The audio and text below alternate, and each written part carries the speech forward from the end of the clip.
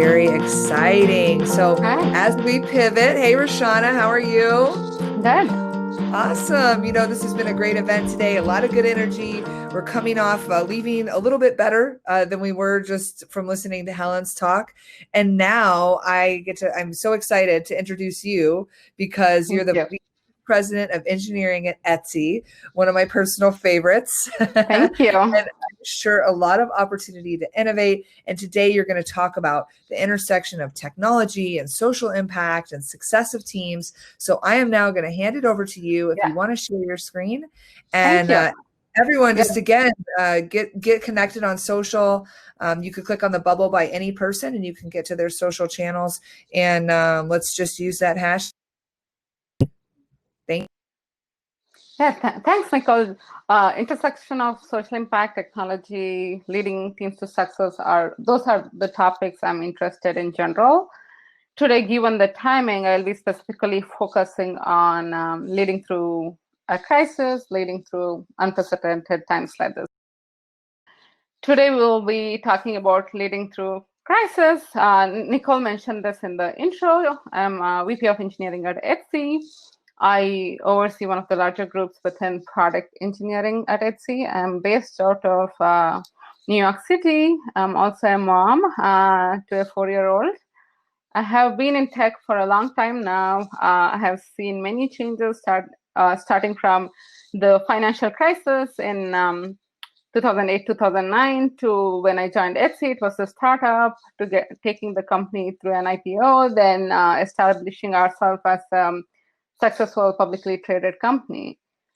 But I don't think anything could have prepared our generation for what we are seeing now, the pandemic and the crisis that we are seeing currently, which is not just localized somewhere, it's a global crisis. And there is absolutely no playbook in terms of how we can lead larger companies, bigger teams, or even smaller startups, or even small businesses, any of that. There's no playbook how to lead during these times. So based on my observations in the past few months, 3-4 months, and also my experience working in tech for a couple of decades, I've tried to come up with some high-level tools and skills that, if you're a people leader or even if you're being led, that you can use. What I mean by if you're being led is if you're an aspiring leader or even for that matter, I hope like you can take away something after this presentation today to even share it with your manager or your team leader or something like that.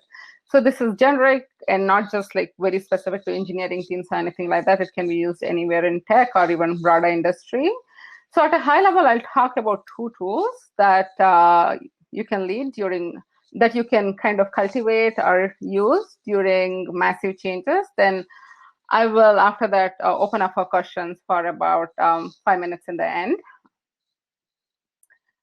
As my slide says, managing is just trying to cope. Leading is being more proactive about taking people along the journey. This is one of my management philosophies. What I mean by that is if you're a really good manager, sometimes you might be just reactive and thinking through how do I get through this. I just don't want to manage myself and my group through things. I want to proactively lead. And when there's a crisis like this, collectively, all of us take this journey together. And I'll talk about what are the tools that I've cultivated, as I said, 2 important tools to hopefully do that better. Each specific skill tools that I'm going to mention will have 2 categories within that. I will explain them as we go through it. The first one is resiliency. The kids are amazing at being resilient. This is my son in the picture here. Well, we were in Chicago last year and he was trying to push the beam there. He really thought he couldn't move it. He might have fallen off a couple of times, but he got himself right back up in front of hundreds of people and he absolutely didn't care what people were thinking. If he was falling, he was just going at it till he got a little exhausted or bored. But as we grow up, something happens. We don't want to fall in front of 100 people. We don't want to be vulnerable. We are worried what people will think of us. This is called shame bias. I learned it from another person called Taryn. And the shame bias is something we cultivate as we become an adult. And it's actually a hindrance to being a successful leader. Vulnerability is the key to resiliency. As Brian Brown said, what makes you vulnerable makes you beautiful. Traditionally, resiliency was more associated with like strong men who could pretend to get through a crisis without showing any signs of vulnerability. I think it hurts the leader and the team they're leading more than it helps to pretend, because being vulnerable also means you're like authentic and you're real, you're relatable. One of the things I've tried to do in the past 3 4 months at Etsy in general, we try to keep it real, but one of the things I have even been very open and honest about is like the struggle of being a working parent when both parents are working and there is no family around, or all the support system you had built, which was childcare, like and paid support system, when that doesn't exist anymore. I didn't want to pretend like, oh, my day job was not affected. It was very much affected, and it was in the beginning. It was a struggle till we figured out a schedule and sorted it out. And I think the more I talk about it and be honest about it, my team also then feels like, you know we are doing, they can be efficient at their work, but also if they want a mental health break, or if they want to just have very flexible schedule for childcare, that we are making it out, they can talk about it, and hopefully me and the larger leadership at Etsy are making it available, the flexible schedule available to them. This is the first thing, vulnerability. And the second thing related to resiliency is practicing productive perseverance. What I mean by productive perseverance is like it's really important to be focused and goals oriented, irrespective of what the time is. But you should also be opening to switching gears, especially when there is so much change around us and already we all have limited energy with all that's going on. One of the things Etsy did, say in 2017, when we got a new management, our CEO decided that we only needed to focus on a few vital things. We had to stop working on a lot of things that was like very dear to our heart, but it was clearly critical for the business. And as someone who's been through that cycle and seen how the business turn around and how successful it is today, even though at that minute it was very challenging to make those decisions, I think it really served us well. When the energy is limited and there's so much going on in this pandemic, companies have had to lay off people. I have been fortunate at Etsy that our business is doing well so far, but not all the businesses are doing well. Especially during these times, it's very important to reflect on what is really important, and if needed, either switch gears. Even if you switch gears, just focus on the few things that you need to do and not try to do everything. So then we'll move to the second tool. This is very basic, right? Like communication is good communication is almost a requirement for any job. Even more so if you're a leader, you have to be really good at communicating. I think there are so many aspects to communication. I would like for us to focus on two aspects of communication that is very important during a crisis like this. The first one is transparency with context. I'm going to talk a little bit more about what I mean by that is share as much information as a leader, or if you're being led, ask, if you feel like you don't know how decisions are being made, ask your leadership. Why, I hope most companies have the culture where it's open and transparent, but just sharing information without context, I think sometimes can hurt teams more than it can help teams. So as a leader, if you're providing a new piece of information that might kind of be a change to how people are currently functioning, always try to provide context. I'm an engineer, so I think of like both quantitative and qualitative ways, and what was the decision framework and how we arrived at this decision. It might not be the always positive good news. Even if you're sharing not good news, sharing it with like full transparency and context, as much transparency as possible, I think is really helpful. And most importantly, when you don't know something, say you don't know. There is no point pretending like as a leader, I always know everything. So just as an example, recently, a couple of managers within my group were asking me, what will the future of remote work at Etsy look like? And they wanted the answer then. But Etsy is already, to be clear, has always been a very remote friendly workplace. Over 20% of our engineering is already remote. And so we have a culture of always accommodating remote employees. But I honestly don't know what the pandemic will look like over the course of next year, or what the future of work, not just in America, across the world, will look like. So I I was like, if I could predict all those things, I think I would have a different job than what I currently do. And it's okay. It's okay to sometimes say I don't know. And the next thing is acknowledge the situation and check in regularly as a leader. This is another form of communication. If you are not already doing, it's super, super important during a big change or a crisis like this, you do this regularly.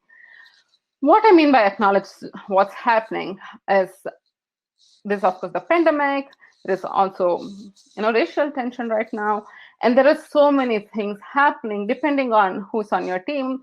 I'm very lucky to have a pretty diverse team, and depending on who's on your team, the stress and mental load of different people on the team is so different depending on who they are, where they are from. First of all, just acknowledging that this is not business as usual. Just let's not put a fake face, and like bringing our whole self to work, authentic self to work means acknowledging that things are not okay right now and talking about it, and providing safe spaces for employees to talking about it. And I also try to regularly check in with everyone on my team. Like, I have family across the globe. Like, my parents live in India, my sister lives in Singapore. If I'm checking in with them regularly about, because they're doing, I think it's as important for me to check in with my team. Few things we have done at Etsy, which I think has been helpful, is our CEO and the executive team have been addressing the company in a more open-ended town hall kind of way more often than they have ever done. And that's, I think, been super helpful. Second thing that I'm doing regularly is one, I have a group of 15, 16 engineering managers within my group, managers and directors. I used to meet them weekly or bi-weekly before, whereas now I do like smaller check-ins and stand-ups, so that as things change, situations change, we all collectively know how to address it, how to react to it, and we are all prepared the same way. I've also increased my open office hours, that literally anyone in my organization can, on a weekly basis, book one-on-one time with me and chat with me. First of all, when we are all short of time, it might feel like, oh, it's more work, more meeting. But as a leader, during a time of crisis, being a good people manager and being available for your people is so critical. Okay, I think this is at the high level of all the things I discussed. One of the things I want to say before we do a quick recap of everything I discussed is I have been through different crises as a leader. As I said, like, the financial crash, business turnaround.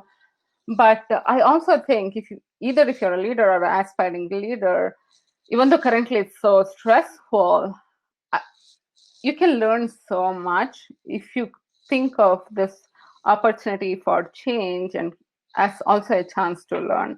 Real life experiences always trump case studies. I feel like whenever there has been big change, either at my company or something like this globally, or even the financial crisis in 2008, I have always looked at them and reflected on them as all the things I've learned from it and try to document some of the things. That's how I'm sharing this with you now. And I hope you all can also, even though it's hard on all of us, can look at it that way. A quick recap of the two tools we discussed. It's resiliency and communication. Within resiliency, it's vulnerability and perseverance, practicing both of them. And within communication, transparency with context and acknowledgement and check-in with your team members regularly. With that, I'm going to open it up for questions. And thank you. Great. Thanks, Rachana. Please put your questions in the box. and I can help you if you're sharing your screen to get those over. Lots of obvious connections happening. Hopefully you're connecting to Rachana. Yes, I will also paste my LinkedIn below once I can get I'm that done up. answering your I questions. can get that up for you, Sure. Rashana, no problem. So let's get some good questions in, ladies and gentlemen. What do we have here? Lots of introductions. This is the question portion.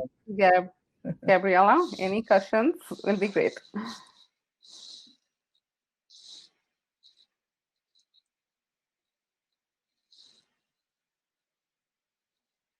Anna, thank you very much for Hi, this super thank you. insightful and inspiring talk. Sure. I'm wishing Thank you you. the great the rest of the great conference, and thanks a lot for joining us. Thank you. I see some questions I can answer that in Or the chat as well. absolutely. Yeah. Let's take because there are so many questions and people say love hearing you, Rachana. How vulnerability is the base for resilience? I didn't understand that part. Someone is asking. Sure. I think, as I said, traditionally we've always thought of resiliency as someone who is strong, who puts like a face of like come whatever, we won't budge. I actually think of resiliency as really staying focused and getting to your goal, but along the way showing chunks in your armor and saying like, I know this is not easy, it's challenging for me as well, because vulnerability helps other people. If you're in a crisis, there is no point pretending like everything's perfect and normal. Whereas it's important to focus, but also be your authentic self and show who you are and the challenges that come with it. And I think that makes leaders really relatable and authentic. Yeah.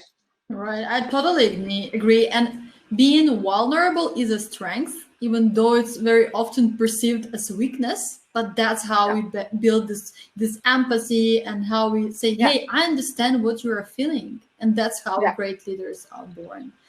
Thanks a lot, Rashana, and thank you. Enjoy the rest of the conference. How people can get in touch with you? They have more questions. What is the best way to get in touch with you? LinkedIn, Twitter? LinkedIn is the best way. I'm most active on LinkedIn. I will paste my LinkedIn there, and I will also respond to a few questions there because I don't have my time. Thank you. Thanks.